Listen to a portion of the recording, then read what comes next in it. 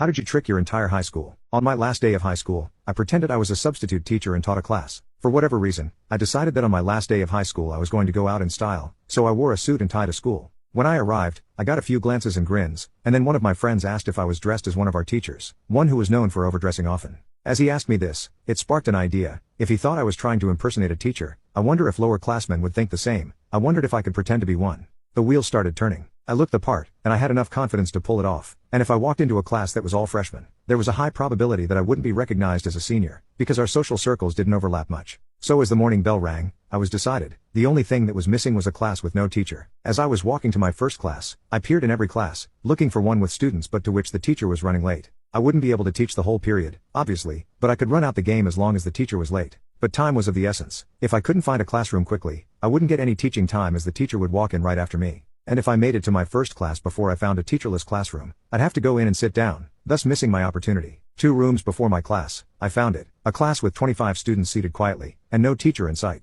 I looked up and down the halls, and saw no sign of an educator coming. So I burst through the door and started talking. If everyone would please take their seats, I'd like to go ahead and take roll. There was silence. I glanced around and saw the teacher's nameplate on her desk. Mrs. T isn't feeling well today, so I'll be subbing for her. I understand you guys were told what you have to work on. But before we begin I'd like to take roll, so if someone could please show me where the class roster is. Out of nowhere, a student says, "Aren't you a student here?"